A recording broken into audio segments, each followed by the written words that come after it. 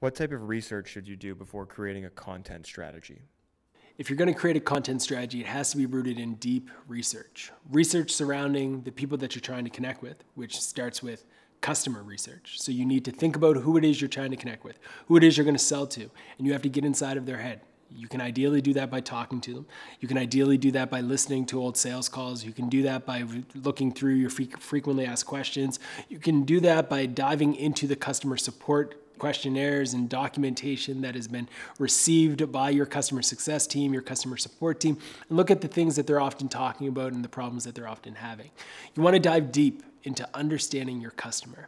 You want to look at review sites and start to reverse engineer the things that your competitors are being talked about as being their biggest benefits. What are the pain points that people are talking about your competitive products solving? What pain points do they talk about for your product solving? And what pain points do they say that your product creates? All of these things are going to give you insights into your customer and into the types of content, the assets that you should be creating.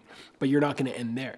You're also going to do in-depth social research. Social media research is when you actually start analyzing the behaviors of those who follow you on social, the behaviors of those who follow your competitors, the types of content that they're engaging with on different channels, and the ways in which they're interacting with those pieces of content, because all of this is going to inform how you distribute your content, how your content should show up, and the stories that you tell on social.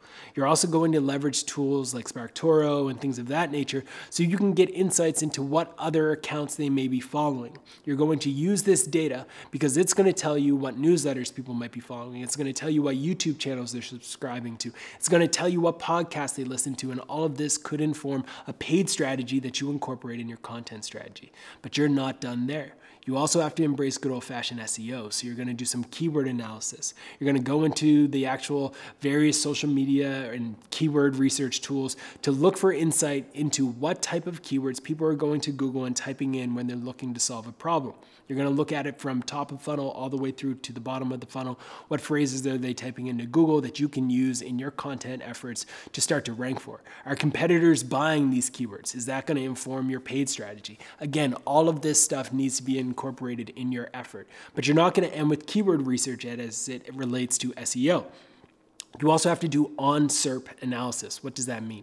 It means you're going to type in these keywords that people are looking at, and then you're going to reverse engineer why the content that shows up in the SERP is actually showing up there.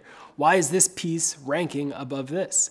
What are the on-page optimization efforts that are happening across the board? You're going to create a spreadsheet, and you're going to take all of the H1s and you're going to sort them for every single link that's showing up in the SERP.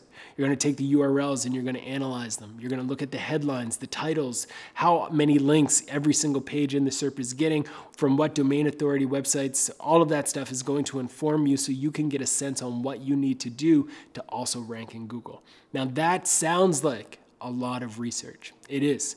But by doing that research up front, by understanding your customers, by diving in deep into understanding what your competitors are doing, by understanding the SERP, by understanding social, by understanding the pains, by understanding the problems, you'll be able to create a content strategy that ultimately moves the needle for your business and moves the needle as it relates to driving meaningful and measurable results.